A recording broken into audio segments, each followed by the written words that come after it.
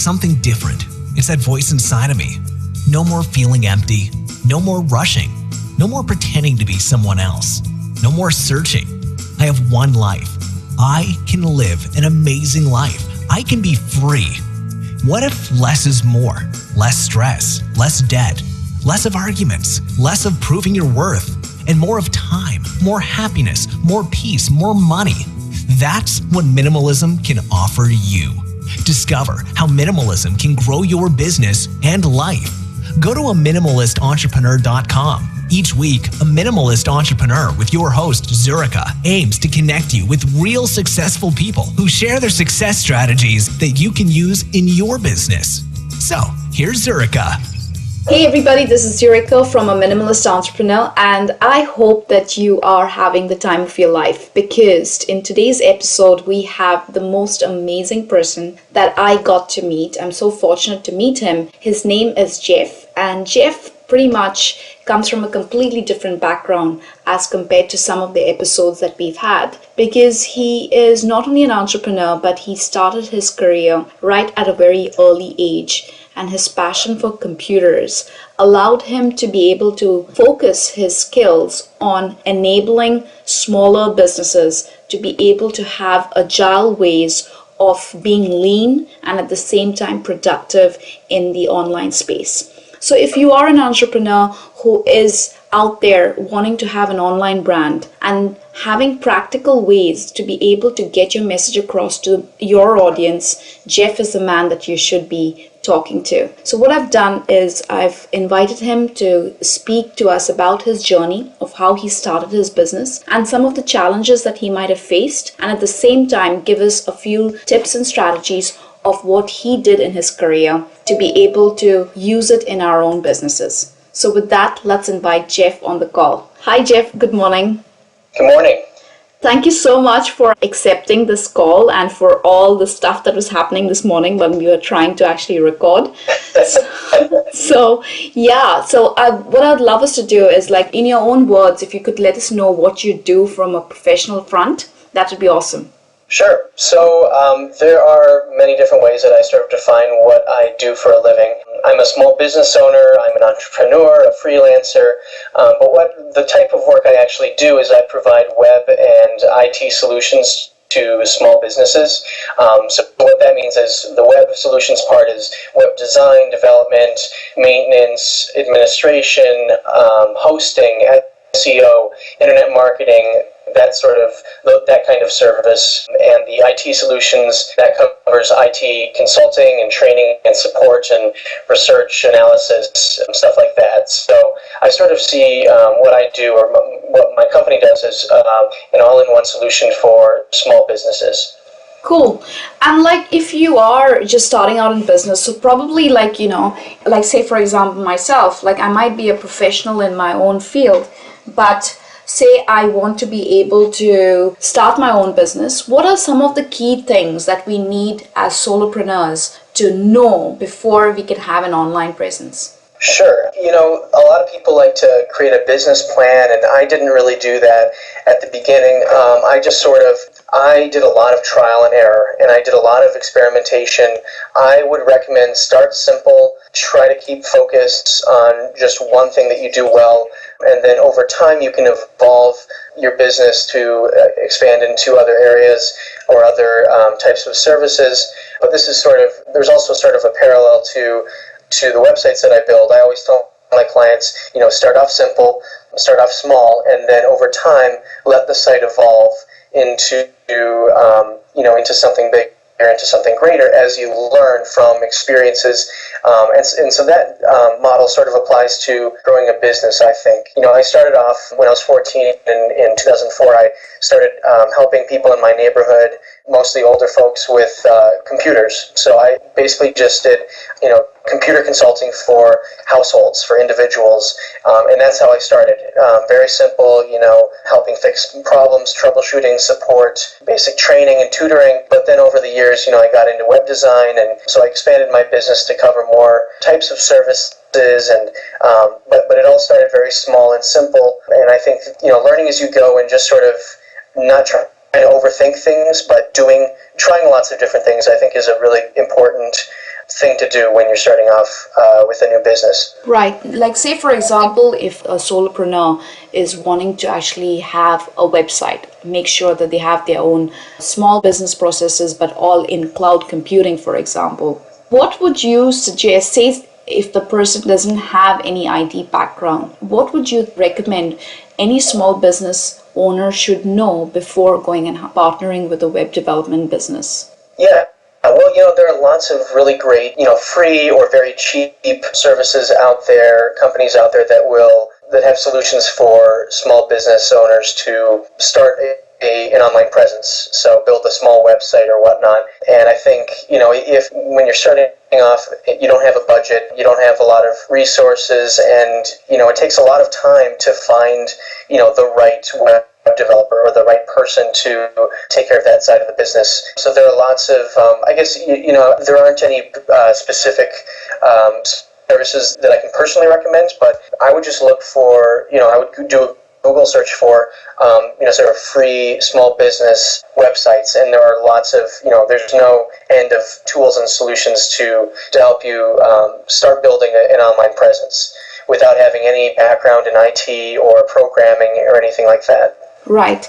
But there's a lot of noise about being on the first page of Google. And realistically, like, say, for example, if you're a dentist or you're a doctor or you're a naturopath, and if you are locally based as a business, being on the first page of Google, like if there are 20 local businesses who are all aiming to be on that page, it's pretty much impossible, yeah? Yeah. Like, what would you I guess, recommend to a person who has a website, and what are the key things that they need to do to be Google friendly, and what are their expectations, I guess, that they need to have to be on that page of Google?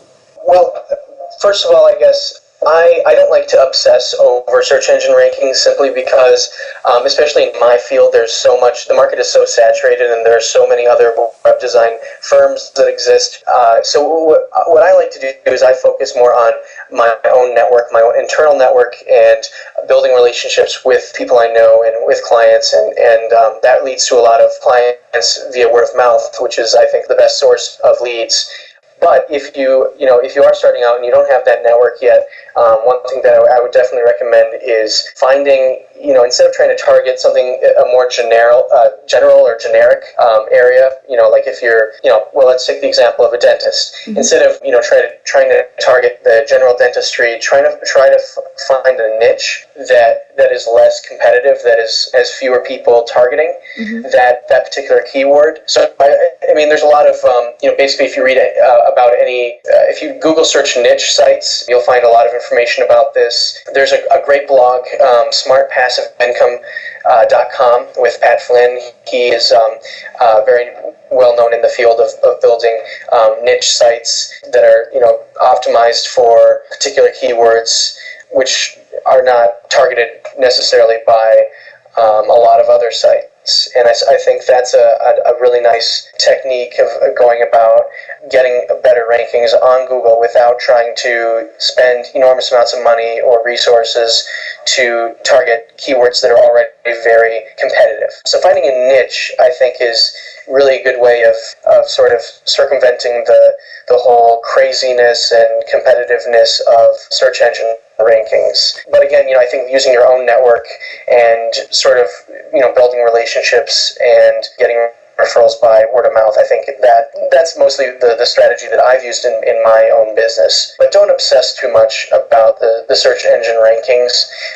You can do all of the basics in terms of SEO, doing keyword research, making sure that you're targeting the right keywords and that you have those keywords and key phrases integrated throughout your site. One other thing that's helpful is writing guest blog posts for other blogs and then having them link back to your site. That's another strategy that I've found very helpful if you're trying to build backlinks back to your site. That sort of establishes you as an authority in a particular field, in the field that you're targeting, so that you build up this authority or this reputation as a professional in your field. And by backlinking to your site and not being too obvious, about it is a good way of, starting to build that network of links back to your site. Jeff, is your business, do you all do this for solopreneurs as well, or is it more for local businesses at the moment? At the moment, most of my client base is in the Minneapolis-St. Paul area of Minnesota, right, in the U.S., and so I've worked mostly with local businesses.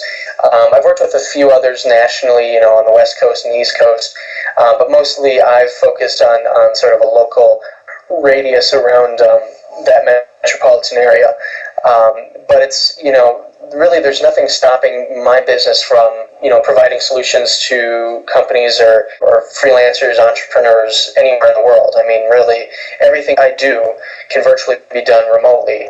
So that really, expands the possibilities beyond your local physical constraints and sort of opens up, your market into, basically a global market. And this is a very good lesson to learn from Jeff, actually, for someone who's listening on the call. When we started the call, he spoke about, taking one service, a simple service, and then expanding your business. And Jeff has been doing that from the time he's actually started working, because he spoke about key things that we need to be aware of. First is to keep things simple. Second is, when you're on a shoestring budget, to be able to actually use your resources to the best of your ability. And then third, he spoke about how he started in the local area first, and now obviously he's expanding to a wider audience. So if we do the same thing within our businesses, where we don't try to conquer the world on day one, but actually start with baby steps, then it enables us to be able to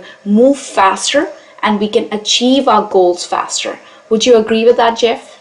I would definitely agree with that. Yeah. Now, apart from just having a website, for a business to actually be robust and have a core foundation, what do you think are the 3 key elements for any small business to have a strong online presence? Absolutely. Well, since most of the clients I work with are local businesses, what I recommend to them usually is, first of all, make sure that your business information is listed on all of the major local business directory websites like Yelp or Angie's List, or various business directories that show up, Google Local, Google Maps, so that when people do search for your services or for your company name, regardless of what app or what website that they're on, that they get complete information about your business, how to contact you, and that it's accurate and everything, so that your business can be found on any kind of local website or local business website or app. And there's a great tool I use for that called Moz Local, Moz.com, okay, I believe, and that makes this process really easy in terms of you upload a spreadsheet with all your business information, and then it sort of sends this information out to all these different channels or all these different sites that then are sites like Google Maps or Yelp pull from these they aggregate this business information so that your listings are all consistent and accurate and complete. So that's one way of sort of making that a little easier, a little more automated. So that's number one, being listed in all the local business directories. Number 2 is having a social media presence, which is a pretty thing most people are fairly aware of.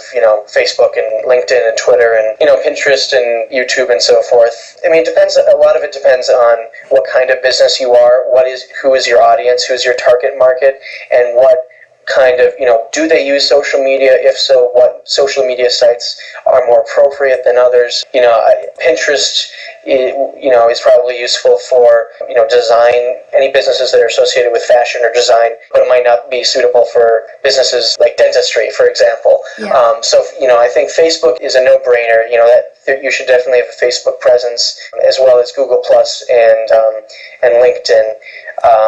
And then the other social media sites, depending on your target audience, figure out what makes sense for them, and whether it's relevant to have a Twitter account if you don't really have much to tweet about. So social media presence is definitely important, and it's pretty straightforward, and it's it costs nothing to create that presence, at least something that's simple, something that's basic, that has your contact information and a little bit about your the services you provide and so forth. And then I'd say for number 3, what I mentioned earlier was writing guest blog posts. Yeah. I would say that's a really great way to build your online presence, because then you have information available on other sites besides your own. You have third-party sites that are essentially voting for your site by backlinking to your site, because the Google's PageRank algorithm, which is what they use to rank sites, it sort of treats links from site A to site B as a vote.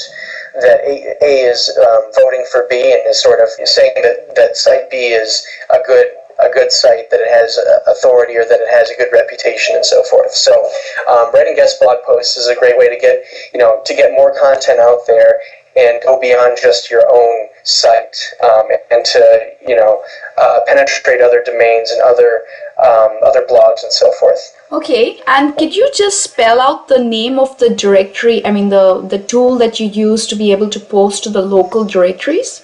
Yes, that's called Moz Local, M-O-Z, Local, and you can go to moz.com, M-O-Z.com, and I believe it's under products. Yeah, Moz Local. Okay. And then there's also something else called Moz Pro, which is also a subscription-based service. The Moz Local service, it's $50 a year per location.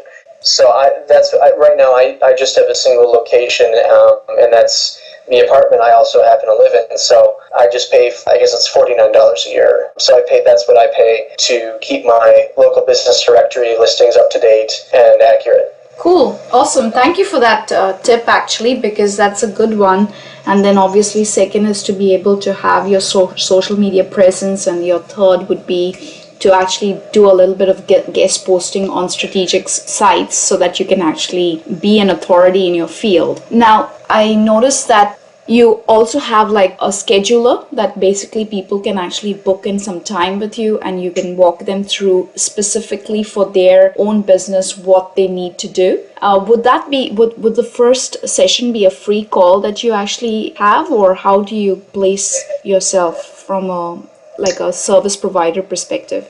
Yeah, well, I do provide free 30-minute phone consultations or assessments for new clients and for existing clients who have new projects that they want to discuss. So the online scheduling app or tool that I use is I really like it, and my clients really like it, because it makes setting up meetings and appointments super easy. Instead of exchanging, emails back and forth, trying to figure out, does this work for you? No. Does this work for you? No, unfortunately that doesn't. How about this time? So the online scheduling app has been really great, and it also spells out the terms and conditions, about payment policies and all that stuff very well. So after the 30-minute consultation, if they want to set up additional meetings, in-person meetings or phone calls or remote training sessions or what have you, it's a very easy tool and for my clients to use, and it's very convenient. And what's the it's name fully of this integrated tool? with Google Calendar, so it syncs with my business calendar and so forth. So yeah, it's a great tool, and that's called Schedule Once. Schedule Once. Yeah. Awesome. Cool. And the last question, I guess, before we can actually thank you for your time is, like a small business, like when you start having clients, like I'm sure you have clients, like how do you manage these clients so that you can build a relation over time? Like, do you use a specific tool like CRM or Google Docs? What is it that you do to create like a sales pipeline? Because some of them might be just leads, and some of them might be your existing clients, and some could be potential for the future. How do you go about it? Yeah, so a typical sort of sales process for me would be, I have a quote request form on my website, a free, you can fill it out and get a free quote for a website. So, in fact, I just got, a lead this morning with the information that they provided, which gives me a good starting point for a discussion with that client, or with that lead. So basically, it starts out with the prospective client filling out this quote request form. From there, I would either email or call them back, give them some sort of ballpark estimate for their project if it seems fairly straightforward. Otherwise, I'd ask questions and so forth. So we might use that scheduling app to schedule a phone call, an initial phone call to just sort of doing a basic assessment of what their project requirements are and so forth. I also have a much more lengthy web design questionnaire online questionnaire that I send out to clients who are interested in a new website, and it's a 4-page sort of a much more comprehensive form that sort of goes over specific requirements and features and pages and goals and objectives, target audience, etc. for a new website. So that questionnaire that's a little more comprehensive is extremely helpful for building a quote or an estimate or a project proposal for that client. So once the original quote request form is quite small, quite easy to fill out, doesn't take much time, and then as the conversation goes deeper, then we start getting into details, and that's when the longer questionnaire is extremely helpful. And it's this is a very relatively recent thing that I designed, because I found myself asking a lot of the same questions over and over again and requesting the same information from clients, and so I wanted to sort of standardize that process to make it a little more efficient. And that brings up the whole idea of constantly analyzing what you're doing and how you're doing it, and sort of improving things along the way. Noticing when you're doing something repetitive or redundant, and then figuring out, okay, how do I make this more streamlined and efficient so that I'm not doing the same work multiple times. So that's sort of a way that I standardized that process of gathering all the information and requirements from the client. And then the actual tools that I use for billing and time tracking and expense tracking, invoicing, use FreshBooks, which is a cloud-based accounting app or service, kind of like QuickBooks, but it's called FreshBooks, FRESH books.com. I absolutely love that cloud-based app. It acts as my CRM in a lot of ways. I create estimates in there. I create invoices, reports, and it's integrated with for payment processing. I use Authorize.net, Braintree, and PayPal. Right. So I accept credit cards and checks and PayPal and so forth. So that's a great tool that I use constantly every day. There's another great app that I've used in the past called Quote Roller, QUOTEROLLER. So Quote Roller is a great online, cloud-based app that allows you to create really nice project proposals for clients. Cool. I used this app for a long time, and it allows, it's a very nice professional way of presenting your project proposal to a client, including integrated payments for a down payment, as well as legal signings or e-signatures for an independent contractor agreement or whatever legal documents you need signed before you begin a project. So that helps and plays a similar role as FreshBooks does. And then I use a service called Docracy, DOCRACY.com. So Docracy.com is it's a free cloud-based app tool for writing and sending and signing legal documents. So for every project that I work on, I have my client sign an independent contractor agreement up front that establishes the consistent expectations between the client and me, the contractor. So this allows clients to electronically sign these legal documents without having to print anything out or sign it with a pen and then scan it back and then email it or fax it or whatever. So I use that for signing legal documents before a project begins. And then, so once I've sent that over, I also convert my estimate or quote into 3 invoices, typically 33% up front, 33% upon halfway completion of the project, and then the remaining 33 or 34% upon project completion. So that's typically how I bill my clients, is in either 2 or 3. And so then once they get paid and the legal, the down payment, and I have the legal documents signed by my clients, then the project can start. Awesome. So that's sort of the process from, a lead to client. That's really helpful, Geoff, because basically allowed everyone, I guess even for myself, to know that if you have a business process put in place, you can actually refine that business process, and over time it becomes something that you can follow, and it allows you to Absolutely. actually simplify your life in that way, because you know what you have to do when you have a lead, how to take them right through completion. And each one can have their own business processes, but if you don't have a business process and you're doing it haphazard, then obviously that's where all the complications come into being. So I'm really grateful that you actually shared that in such depth and detail. So what I would request everyone is, whoever's listening on this call, there is a reason why you've just listened to Geoff, and you've actually taken the time and blocked the time to listen to Geoff, and he's blocked his own time to be able to share this information with you. So if you are looking at creating a business process, making sure that you have the right online presence,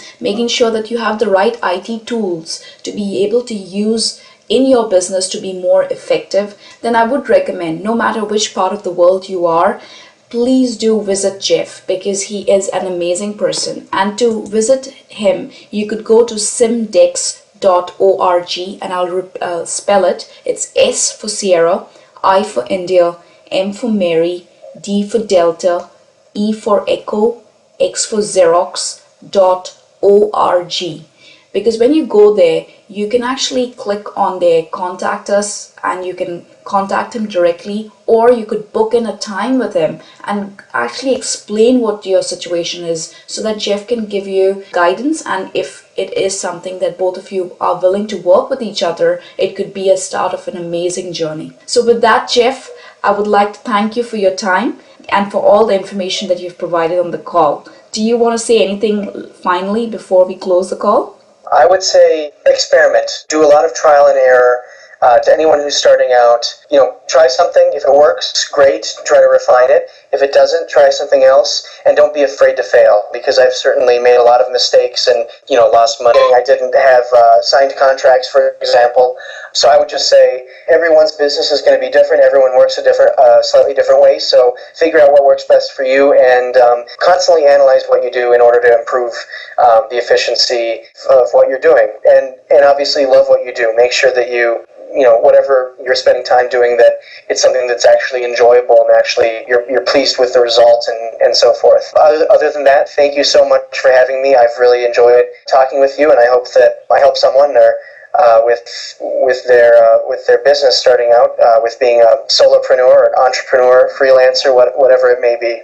Thank you so much, Geoff. And for everyone who's listening on this call, if you do like this audio and you think someone else would be able to benefit, why not actually share it in your networks? Because it would enable someone to be able to make strategic decisions in their own life. And with that, I want to thank you for encouraging me to be able to go out and seek people such as Geoff, who actually add value each day of our lives. With that, bye for now. And it's Jericho from A Minimalist Entrepreneur.